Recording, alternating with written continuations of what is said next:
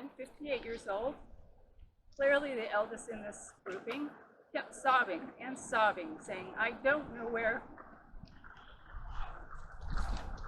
It's okay, Sorry, Mary. my daughter is. She's 23 years old. We were separated. Another woman seated next to her said 2 days ago, my 18-year-old daughter and I were separated. I don't know where my daughter is. The other thing they were worried about was retribution. They whispered to those lawmakers who could speak Spanish and said, we're worried they'll take this out on us since we've spoken to you and told you about these conditions. Our food is sometimes spoiled or frozen. It's not edible, she said. We are treated as animals. I want to shine such a spotlight on the inhumanity of this, whether it's the children or the adults. The goal is that we will never do this to children again. The family separation needs to end. These children need to be reunited immediately. Then I want greater oversight. I want resources to go to these children. I want them to be shown love, compassion, care. They don't have people there to do any of that. Mostly, I want the children reunited and the people seeking asylum to be processed in a humane, quick fashion. A 12-year-old boy said he was always hungry, especially at night. I'm hungry here at Clinton Detention Center all the time. I'm so hungry that I have woken up in the middle of the night with hunger. Sometimes I wake up from hunger at 4 a.m., sometimes at other hours. I'm too scared to ask the officials here for any more food, even though there is not enough food here for me.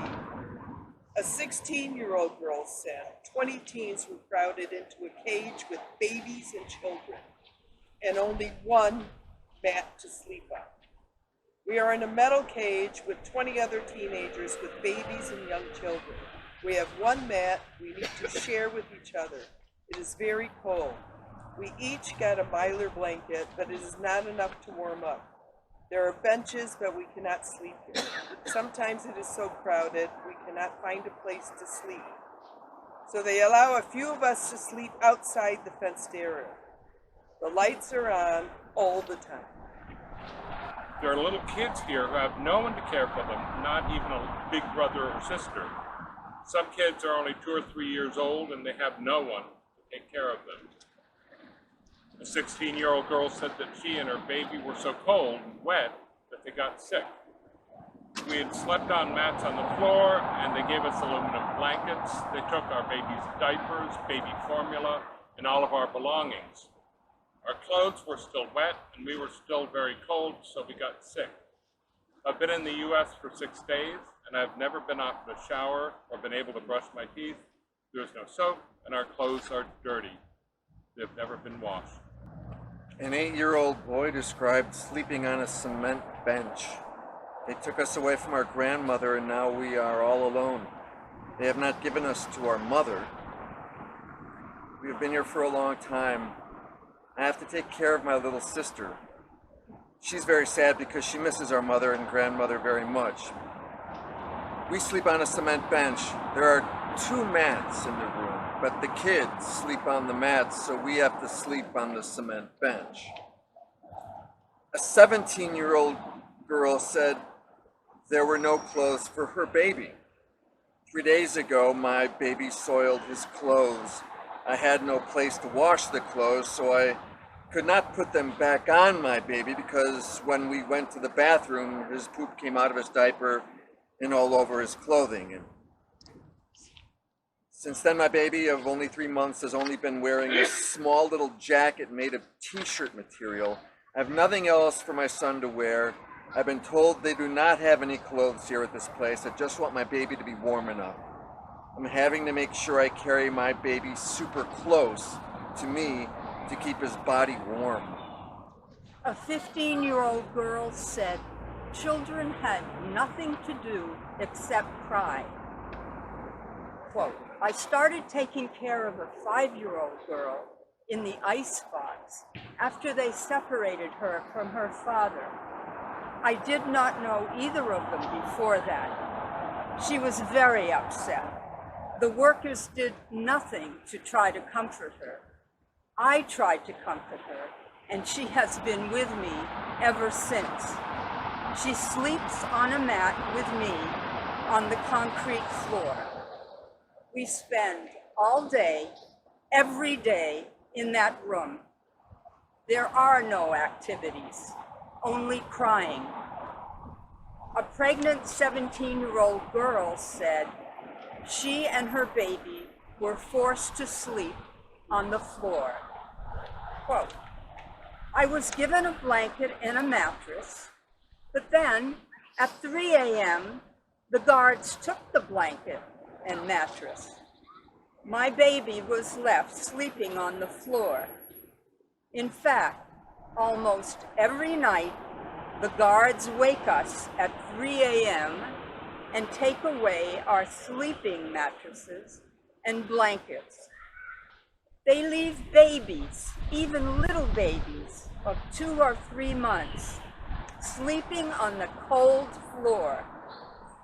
For me, because I am so pregnant, sleeping on the floor is very painful for my back and hips.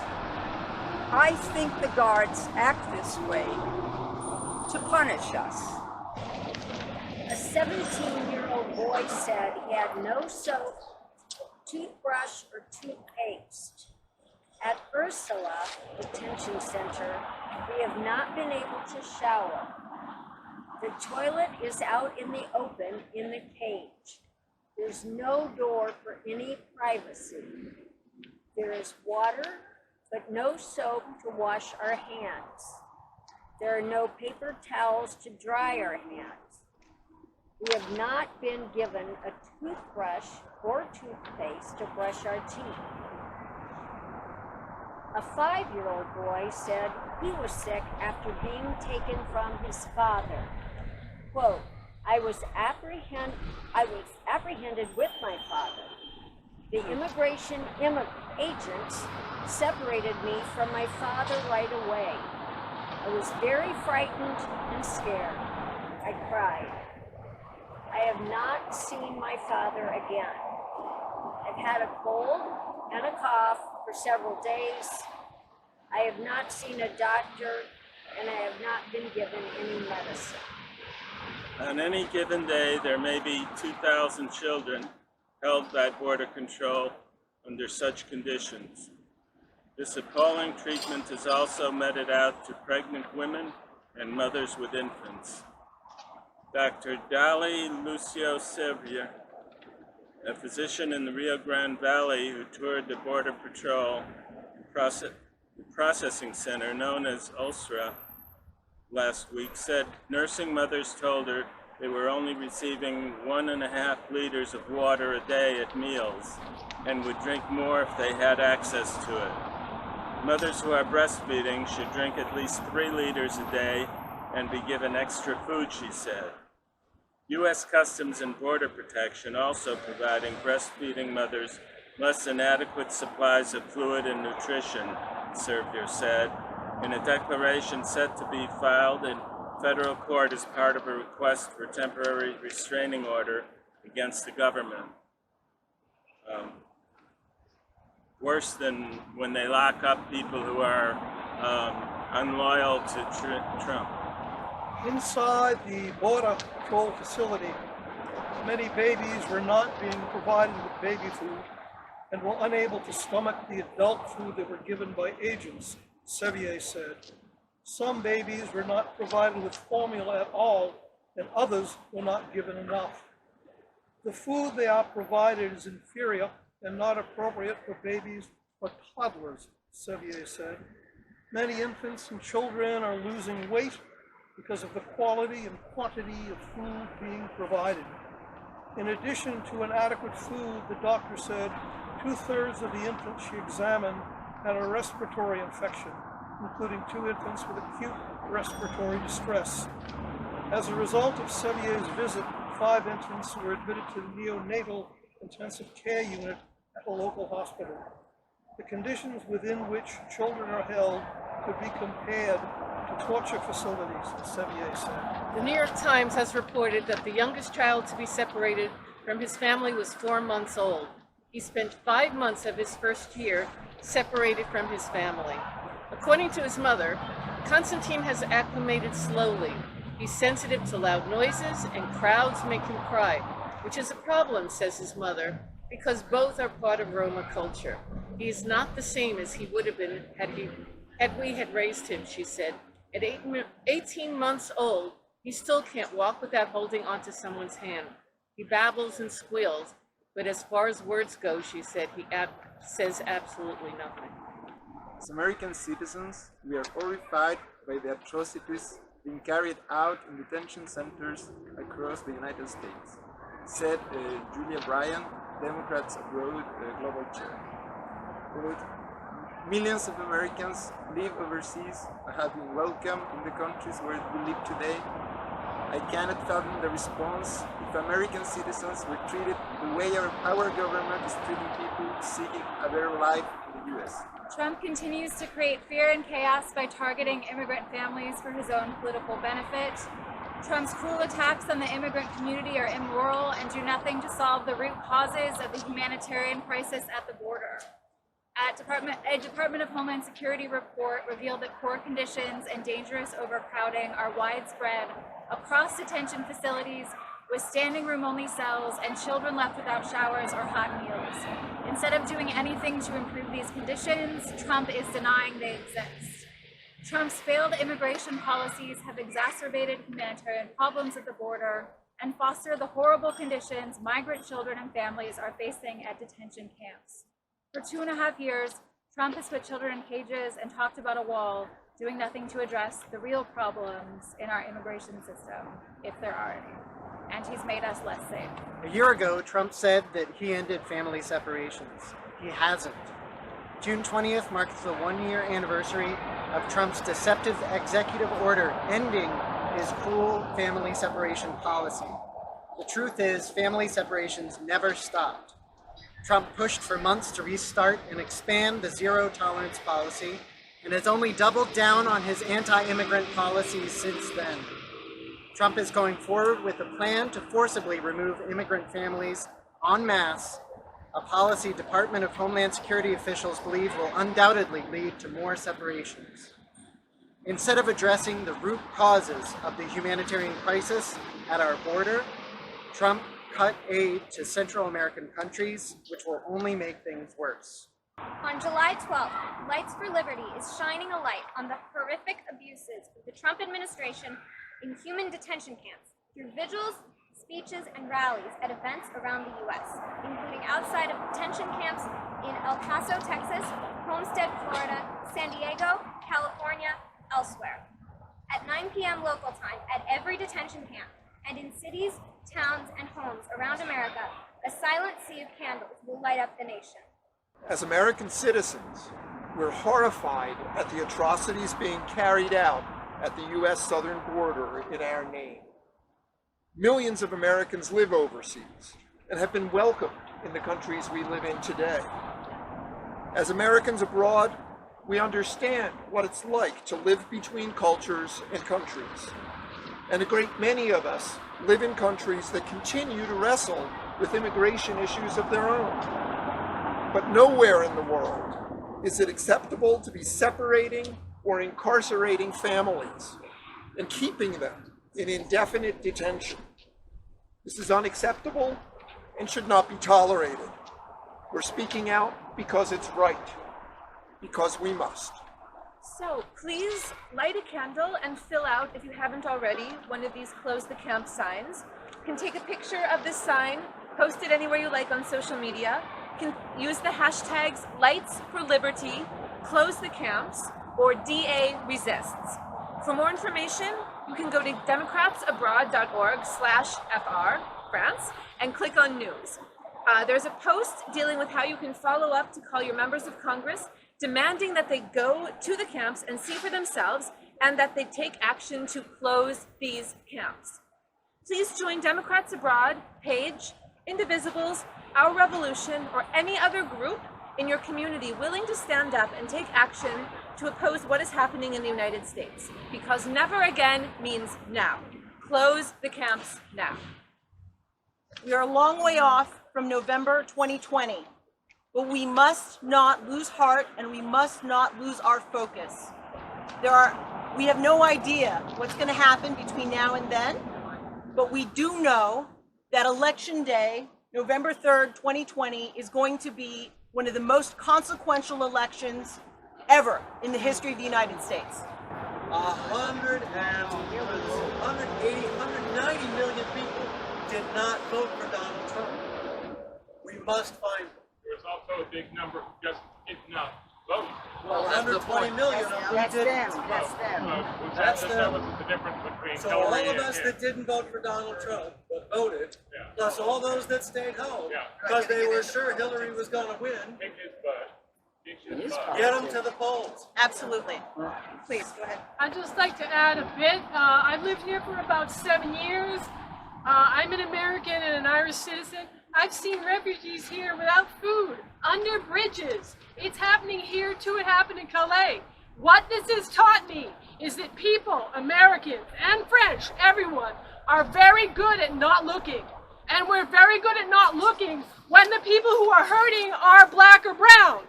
Right. This is what we got to start. Not just getting them to the polls, but talking with those people in your hometown. I've been asked to do this by people of color. I do it. I don't know if it works, but we got to do it.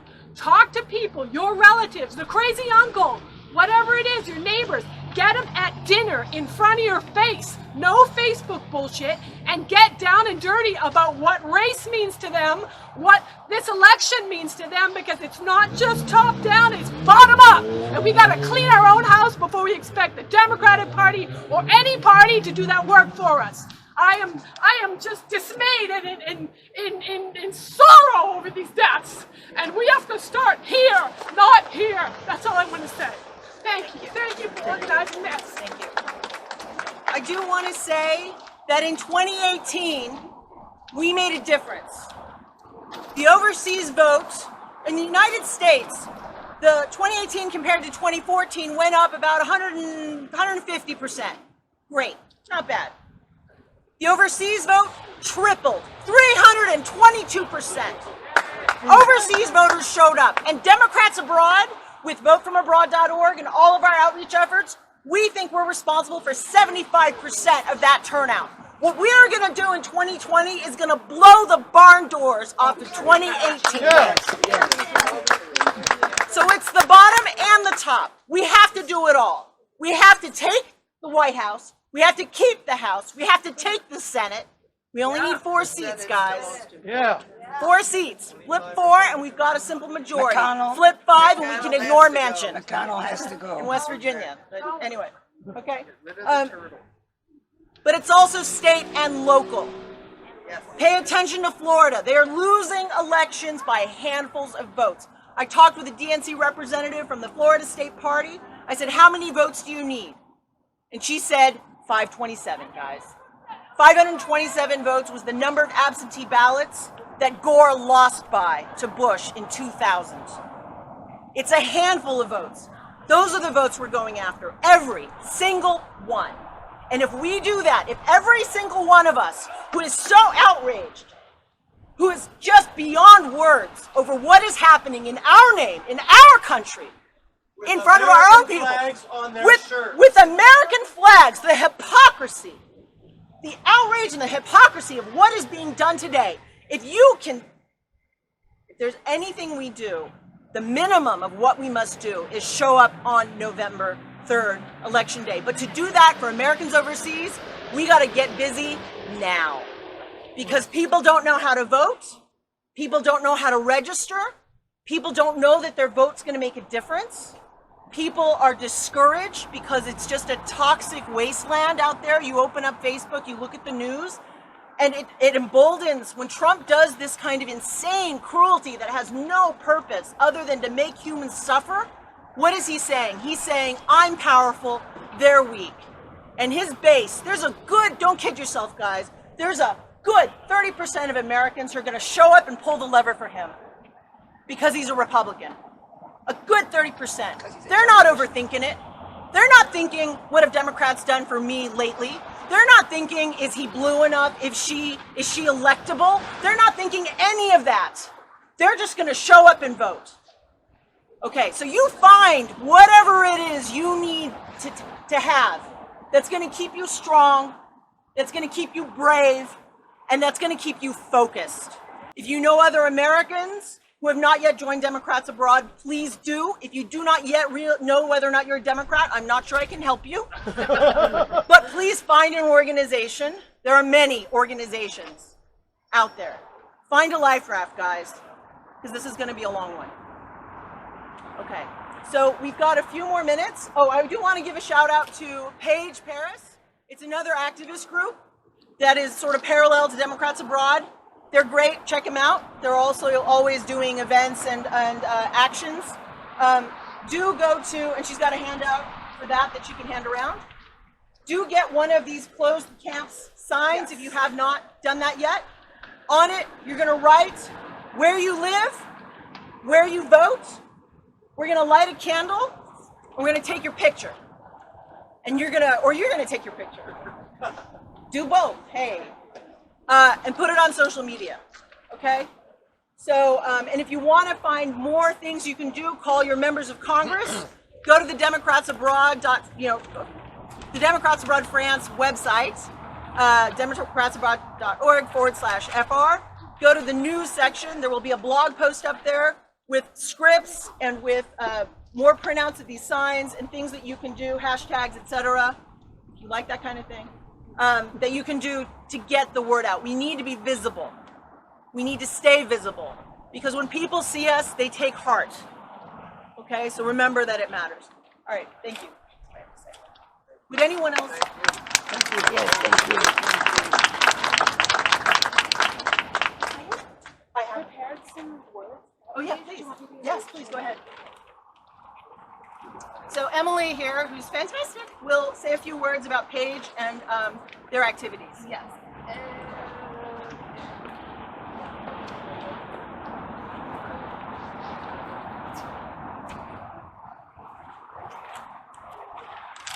So yeah, just to explain maybe a little bit more, as Ada said, I'm Emily. I'm part of an organization that is called PAGE. It's an acronym that stands for Progressive Action Global Exchange.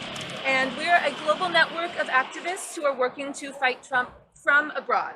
So our goal, of course, is to resist the Trump agenda and to take actions against the rise of hate, exclusion, bigotry, and equality in the US and beyond. And another very important goal is to build solidarity and community in our own countries of residence, which I think really speaks also to some of the points that you raised about the situation regarding immigration and migration in France.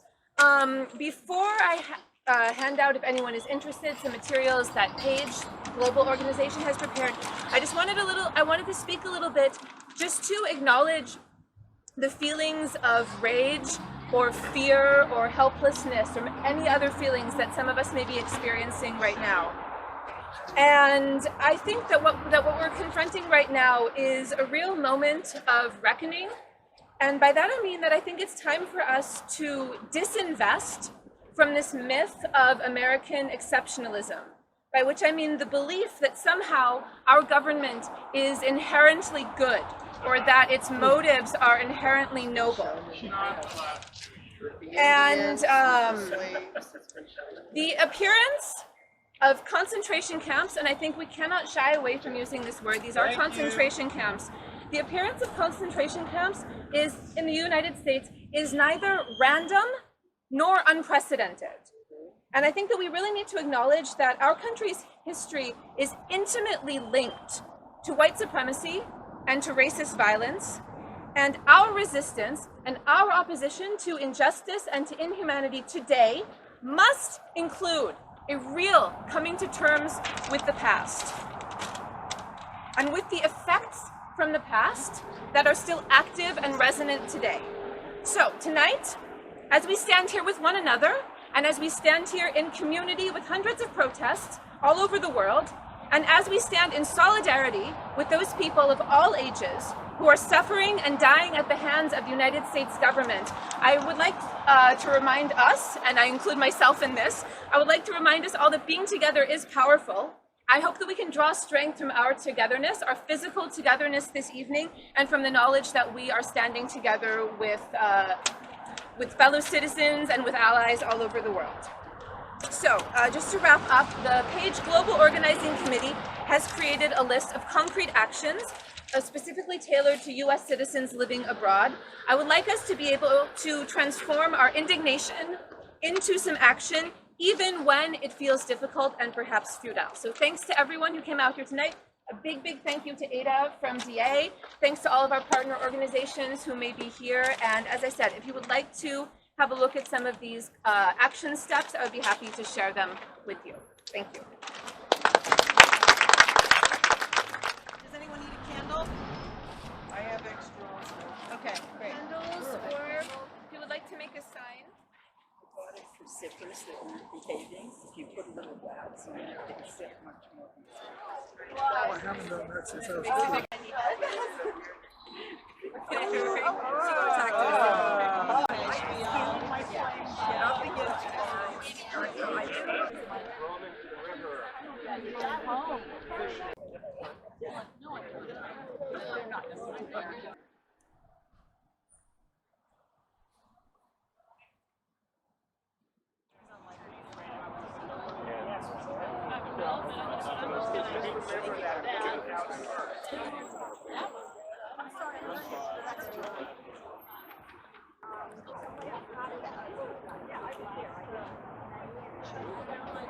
You're already thinking.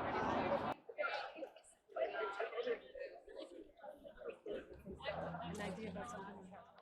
Really Paris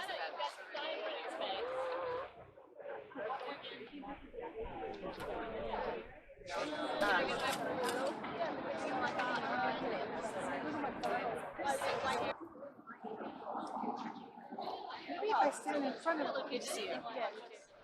1, 2, 3.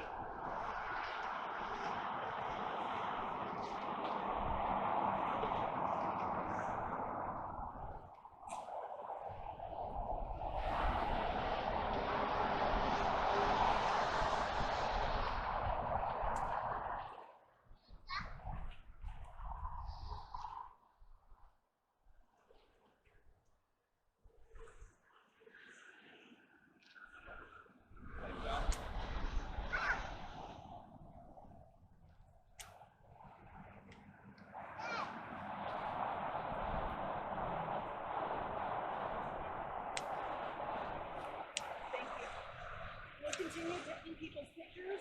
You can close the campsite and with the candle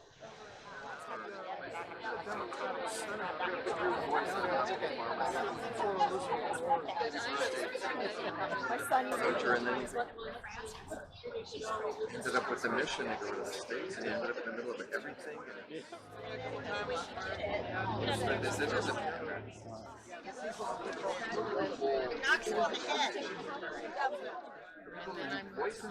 I'll wait after.